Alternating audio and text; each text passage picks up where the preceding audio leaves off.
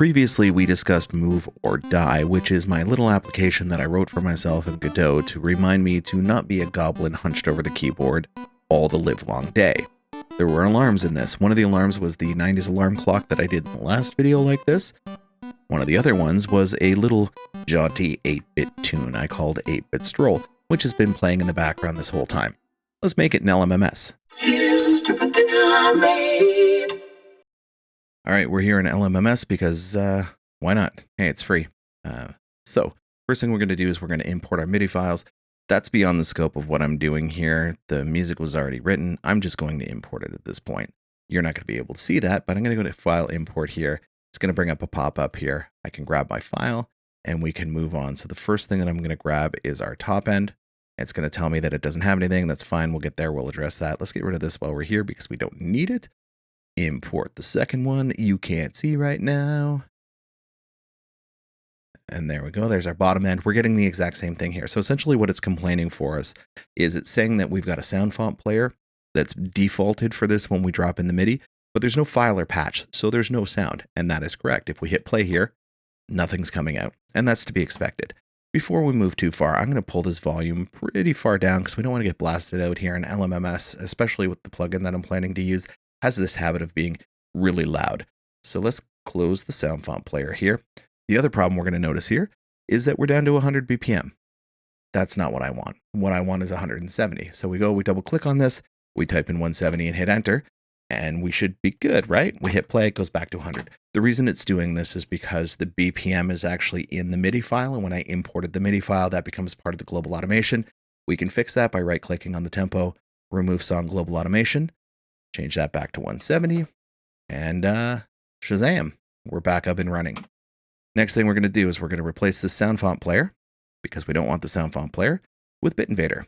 This is a really simple, straightforward. You can draw your shape in here, which gives us a little bit of control while still keeping kind of a low bit rate, crunchy kind of sound. So let's just, all we've got right now is Bit Invader. Let's see how this sounds. Pretty basic and simple, right? So we're going to stop that. We're going to turn on the repeat. If I right click over here, this will allow it to repeat over and over again. So we can listen to it while we're doing what we're doing and moving forward from there. I'm going to turn the volume on this down because when we switch over to a square wave, it's going to get a lot louder again.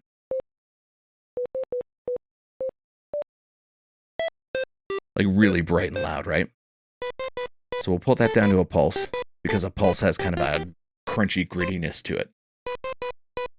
That's good. That's our top end. Let's do the same thing with our bottom end. We're going to pull that volume down. And I essentially want the same thing here. I want a pulse wave because that's okay, but it's not quite what I'm looking for. So we'll pull that just over a little bit. I'm good with that.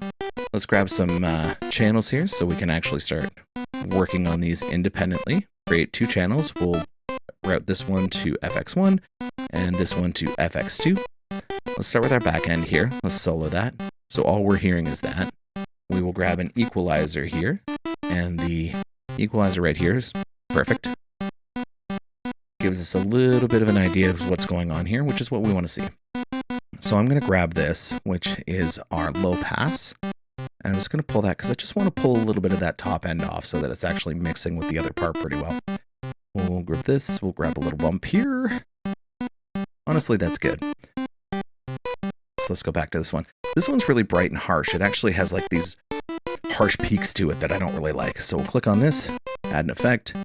We'll grab an EQ because I want that before the compressor. And we will do the same thing. We will pull the bottom out of here because we don't need that. And we'll give a little bump in here, which is where we're kind of sitting the most. And we might bring that down a little bit just to pull the top off a little bit. It's not making a huge deal, but I like it, so that's what I'm going to do. Next is a compressor, and a compressor is really nice when you can actually see what's going on. Unfortunately, there's no compressors in here that actually show you what's happening, so the best way to do this is just crank up the ratio, and you can hear how much that's pulling that back, right? We don't really want that much. We kind of want a 4:1 kind of ratio here, and we can just adjust the threshold so we can hear what's going on. If we pull it all the way up, it's not going to do any compression at all, and as we pull it back, you can hear it start to pull it back as well. Way too much. So we just want to tame it a little bit so we're not getting really big peaks on it. And that should be a good place. If we bypass it, we can actually hear better what those changes are. Way too much, right? Pull that back. We should be good. So that sounds pretty good to me. I'm actually going to pull this down in relationship to the bass. I'm kind of happy with where this is. So let's go over to the master. We'll grab this again.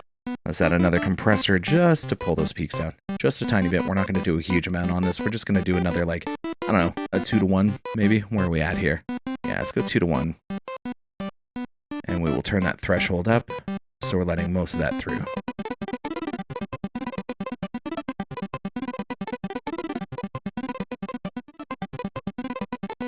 That just tames it a little bit, right? I'm good with that. The last thing that I'm going to do here is just add a little bit of reverb. We can grab the calf reverb here. That is way too big. That is way more than what we want. So let's bring the room size down by 1. Let's bring that decay down a little bit. So essentially, again, this is another one of those situations where if we toggle it on and off, we can hear the difference a lot better. So even though like the decay time is almost nothing here, there's still a very distinct difference between those two. It's not quite as big as I'd like. And then we'll just pull down the wet just a little bit. So that gives it a little bit of space. That's it, we're done. Now we're going to do one more thing here before we finish. What we're going to do is we're going to copy out this pattern and this pattern. We're going to double this because we've got reverb on here. If we just try and take this first loop and that's it, and we loop it, we're going to get this weird point where at the end of this right here, that reverb tail cuts off. We go back to the beginning nice and dry, and we don't want that. So by exporting it out twice, what we do is we start looping from, say, here to here in our program, right? So that we've got this nice clean loop that has the reverb built into it. Reverb's not very big. This should be more than enough. And that's all we need to do. We go ahead and we can export that. We can drop it into our program and we're done.